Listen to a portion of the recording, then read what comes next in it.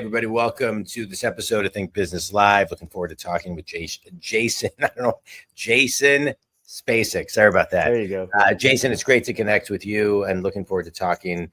You're an accomplished healthcare innovator and executive leader with over 20 years of experience driving business results across telco and healthcare industries.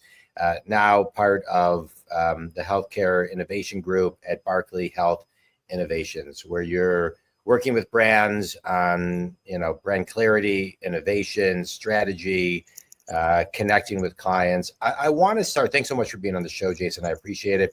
I want to start by talking about what innovation is, right? So I talk to a lot of people and, they'll share, well, we help clients innovate, but sometimes innovation is looking at the simple things. It's not necessarily something new, but maybe diving in and spending a little bit more time on something that a company is completely missing, that's hidden in plain sight to them, but not to maybe a brand strategist like you. And so let's just kind of talk about where innovation sits, where it's kind of hidden in plain sight versus creating something brand new.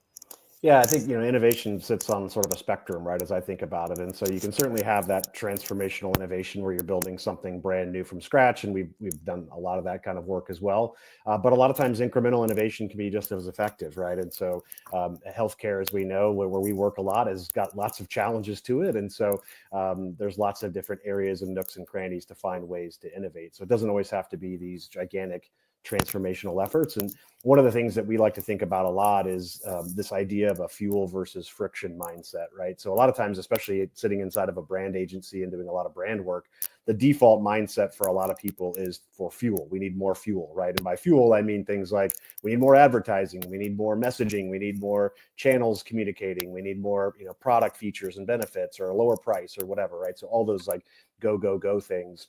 And in reality, to kind of fit with your question, a lot of what we find is it's the friction side of the house that often is where innovation can exist, right? And so where are things getting in the way for your customers to do business with you in the way that you want them to? And so we spend a lot of time with organizations starting with that sort of friction mindset and thinking first about, how do we make things easier for transactions to happen, for relationships to build, for retention to happen, all of those sorts of things.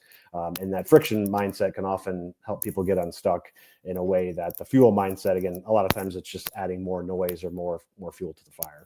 So let's talk about that. I love the word retention because I think it's something that sometimes people forget about. Sometimes we're looking so often to generate new clients, which is important, that we forget kind of about retention. And so talk about how you work with clients on that piece. Yeah, I mean, it's one of those things where, to your point, it's a lot easier to keep the customers that you have as opposed to finding new ones. And so, again, we see a lot where the default mode, again, is that fuel-based mindset where people are constantly focused on acquisition, right? And so, again, there's huge benefit in focusing more on a retention basis, right? And so, again, that's a lot of those incremental little miniature moments, right? We think a lot in terms of moments that matter, right, for people.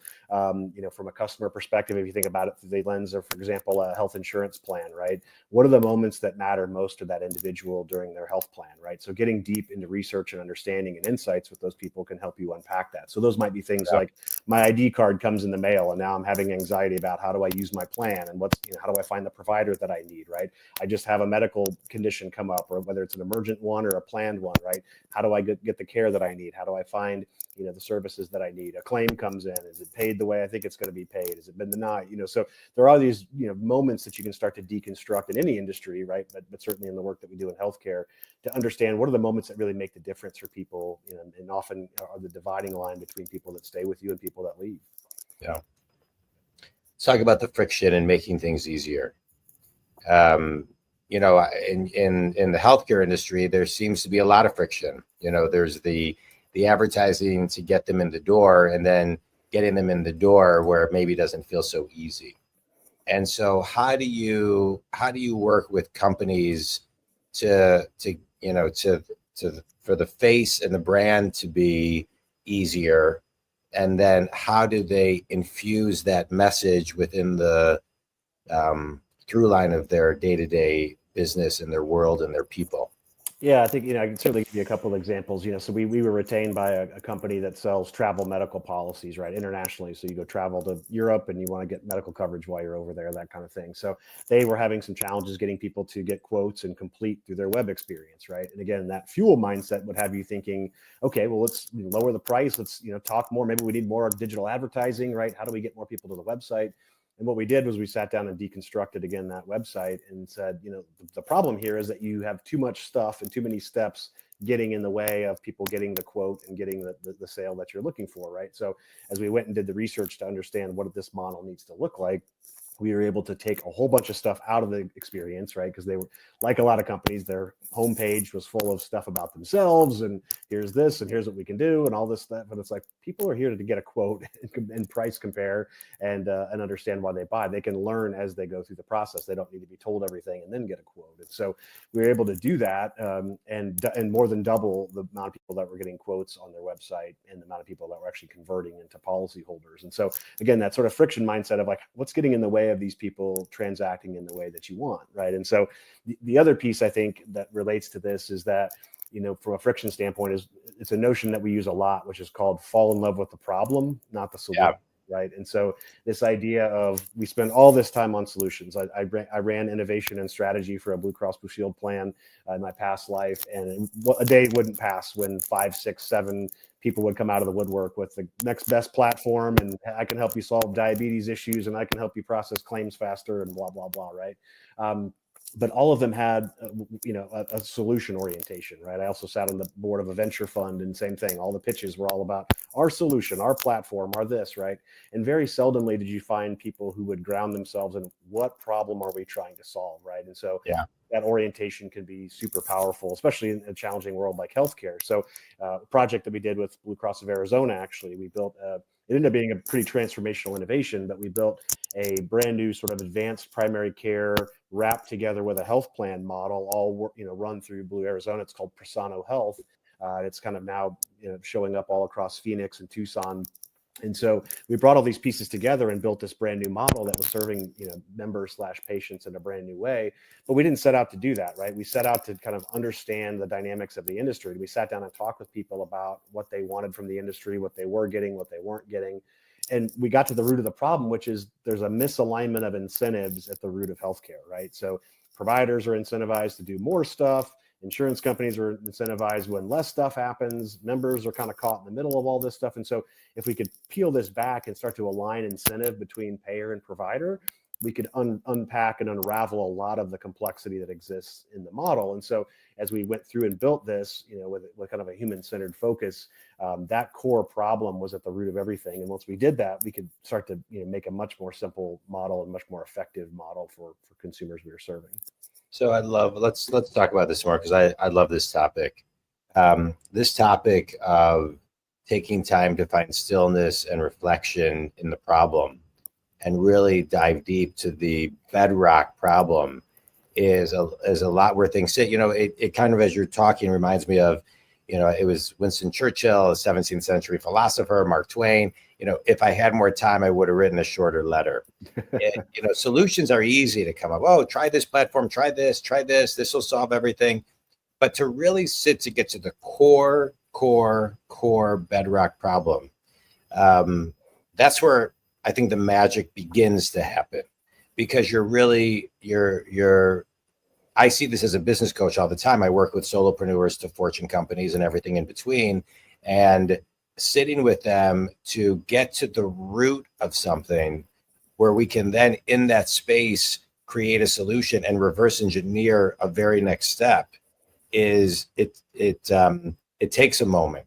And both parties, all parties kind of have to kind of surrender and settle in and look at things, not only from their perspective, but different people's perspective.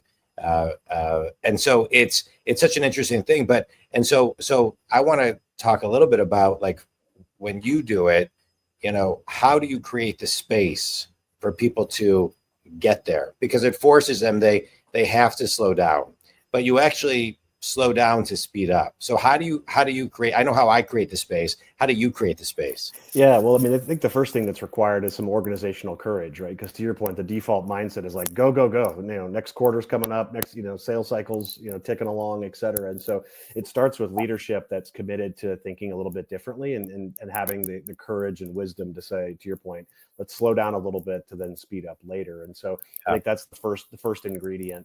The second is, again, I think it's that human centricity, to your point, just spending the time with those that you're serving or that you're aiming to serve, right? Again, another example, we did work with another Blue Cross plan where the very first thing we did was we sat down with 13 millennials in their homes for a couple hours apiece and just talk to them about healthcare, right? How do you experience it? What works for you? What doesn't work for you? We had no agenda of like, oh, we're hoping to build an X or we're hoping to build a Y. It was just millennials are coming up in the world. They're starting to become buyers of health insurance and healthcare services. And so that their mentality was one that we really wanted to tap into. And so what I always like to say is that, people are they're kind of bad at innovating with you. You don't typically get someone that articulates the exact innovation that you want, but they're fantastic at articulating problems, and they're fantastic at reacting to ideas that you present to them. And so learning how to use those audiences in the right way, in addition to just, again, finding the space to listen to them and take the time is critically important. And so we like to infuse that human insight across the work that we do. So the project that I mentioned that started with the 13 millennials, we then carried that all the way through. We were doing focus groups. We did, and the coolest thing that we did is we were designing a clinical experience. We broke that clinical experience into 7 stages for everything from, the pre-appointment to getting there, to checking in, to the exam room, et cetera. And every one of those, we broke those 7 stages into these 2-week design sprints and invited people to come in and join us in that innovation work. And, we would bounce hypotheses off them. And some they would say, yes, this is exactly what I want. And some they would say, no, please don't do that. And shape the model that way. So again, that's another one where it takes a little bit of time. We probably could have just sat down and scratched out a model on paper in a couple of hours, but taking that, those couple of weeks times 14 weeks, right, to design a model from the ground up and get insights throughout was the deal breaker. Yeah, I love what you're talking about. One of the things I see within companies is, they talk about an experience, but then they don't reverse engineer the predictability, the flow, the rhythm, the cadence, or the framework of what that is. And so everybody kind of interprets it differently and then executes and lives it in a different kind of way. And so it lacks continuity. Or companies, I work with some companies, they spend tens of millions or more on technology, but they can't get their people to use it. And there's very simple solutions that I work with them on how to get them to actually use it and reverse engineer the flow and the cadence and the rhythm and the framework that you're talking about, because I think you have to spoon feed all of that. Otherwise people just interpret it their own way. So I love what you're talking about. I think people crave but necessarily can't define predictability.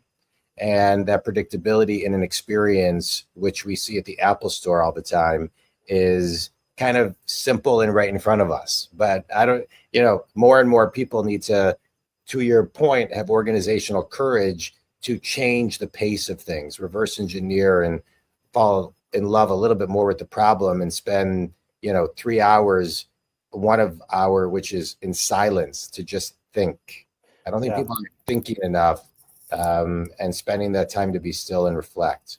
Well, and there's a really cool byproduct to this sort of human-centric orientation, right? Of spending time with customers and sort of sitting in that moment, right? Is what you get out of that is fantastic storytelling material for your innovation or your campaign or your program, right? So when we sat down with those individuals, we heard stories about people juggling multiple prescriptions because their daughter has a mental health crisis, or people who ripped apart the welcome guide that we sent them and used only the page that made sense to them. So we heard all these people and how they really interacted with it, right? And so we were able to use that as we started talking to our executive leadership, our board of directors, and people who then joined the project to implement it. And that their stories became fuel for the effort, right? To where people could come in that weren't part of the origination of the idea, and now have this full belief in what we were doing and who we were doing it for. So it's super powerful in that regard too. Right, but creating a space for those stories, as you're talking, it's reminding me of. So I'm Jewish, and after somebody dies, you have a funeral very shortly after, and after they pass away, the rabbi comes to the house and the family sitting around the table, and they ask everyone at the table, it's the immediate family, to share a story about that person. And they always say, no matter how close you are with the person, you're going to hear a story that you have never heard before. And you're thinking, no way, there's no way I could learn. But you do. And, in times like this, when you're mourning, it's like there's guilt-free time to really kind of surrender to this space that we're talking about. And you learn all of these new stories that shift perspective, right? And kind of you can internalize, and they have major influence in the next, in many cases, not all, stages of of how you move through life. And so I think what we're talking about today, which is this organizational courage thing community, is to slow down a minute. And I love what you talked about, Jason, which is fall in love with the problem, not the solution, because the solution, it's really easy to find a solution and drop 10 million and be influenced that is. And I'm not suggesting that always isn't the right move. But if you haven't fallen in love with the problem and gotten to the bedrock core essence of something that is not so obvious and needs time to really dissect to the simple and what's hidden in plain sight, that's where the I would say the heart connection really kind of begins to sing. Yeah, that's what it's all about. I mean, that's where the feelings happen, right? That's where people get inspired. That's where, again, those stories and those narratives and those insights go so far in bringing people along to the cause. So it was cool when we were doing these projects and we were presenting to, again, people who could thumb up or thumb down the effort in a heartbeat, right? It was no longer what my opinion was. It wasn't my perspective on why we should do it. Like, listen to the people that you're hearing their stories, right? And let them tell you why this is needed. So, yeah. Well, it's like the old story of Sam Walton goes, he would be at the boardroom. They'd bring all this data and suggesting what he needed to do. And he would look around the table and say, I don't know if this is an urban legend or a real story, and say, well, I have this group around this table. Nobody even shops at Walmart, and they're telling me based on data what to do. He would take the data, go to the coffee shop, have coffee and pie with his customers, and then come back and say, this is the data that's important to them, because he listened to their stories. And I think, sometimes when I'm working with CEOs and presidents or even managers, and I work with all of those and salespeople, they'll be talking about spending all this money on research. And I'll say, well, why don't you just call one of your clients a day and one person within the company a day? Because you'll get better intel than anybody can get for you. And not that those other groups aren't important. They are. They serve a purpose. But the one-on-one connection is key. Yeah, there's a lot of leaders out there that have gotten very insular, right? Where, to your point, when's the last time you've talked to someone that is served by your product or service, right? Correct. Yeah. And today, and this is what I guide my people to, you want to be doing that pretty regularly to keep your finger on the pulse. It's really easy to get into management, get into leadership, and all of a sudden it's been 1, 2, 3+ months where you haven't connected to the true grounding of the business. Yeah. Being in a living room is a lot more important than being in a boardroom in a lot of ways. Yeah. Amen. All right. Quick speed round. Book that's had a big impact on you. I'm a big Simon Sinek disciple, so I love all his stuff. The Start With Why, obviously, is where it kind of all began with him. And I love that thinking, just because it's some of what we've talked about today, right? Of just the why is so important. Why you do what you do is so critical, because that's the part where the passion emerges from, where people connect on a more visceral level, right? And so I just love the simplicity of that thinking and the applicability to almost anything that we do, especially from a brand perspective. Yeah, I love his work. Best piece of wisdom you've ever received? I guess I would say, don't give up what you want most for what you want now. So it's kind of this idea of, delaying some gratification. I think it applies in so many aspects of life, whether it's building wealth, whether it's, maintaining fitness and health and well-being and all that kind of stuff. But being able to delay just a little bit goes a long way. Yeah, delayed gratification, we're losing it. There was an article in 2008, I think, in The Atlantic, talking about how technology is doing a big shift, moving us from in delayed gratification to instant gratifications. We just need too much dopamine too often these days. So I agree. If you can settle into this delayed gratification, it's great. Have you ever seen the marshmallow experiment? Yeah, very famous. Yeah. So those are great. Think Community, check it out. Google it. There's a great video on delayed versus instant gratification with the marshmallow experiment. Last question, finish this sentence. One thing everybody can do to innovate, but not over innovate is? I think slow down and tap into your customers that you serve. I love it. Tell everybody who your ideal clients are and how they can connect with you, Jason. Yeah, so we work with health insurers, health systems, provider practices, digital health companies, startups, you name it, anyone that's touching the healthcare universe in some way, shape, or form. And we're really interested in working with, executives that are looking to think differently about the challenges that they have in healthcare and how to unlock growth for their organization, and hopefully be challenged to think about things in a little bit of a new way. That's great. Jason, I love this podcast. I get to talk to people like you. I'm a business coach. I work with successful people, solopreneurs to Fortune companies, everything in between, who are stuck, and I work with them to get them unstuck. I love this podcast because I get to have guests like you who give guidance on how you're doing it, how your company is doing it, and it helps so many other people. You said a lot of great things today, but I want to kind of just highlight one thing that I know I've said a couple times, but I want to say it again. Think Community, fall in love with the problem. And fall in love with the problem until you get to the core piece that ignites something that you didn't even think was there. It takes a little bit of time, but it has a meaningful, compounding, big impact. And you're going to see the differential goes a long, long way. Jason, this was great. Tell everybody one more time where they can connect with you. Yeah, website's barkleyOKRP.com. So hit us up at newbiz@barkleyOKRP.com. All right. And you can reach me if you want to talk about business coaching at johndwoskin.com. Jason, this was great. Appreciate your time and your insights. Thanks. Loved it.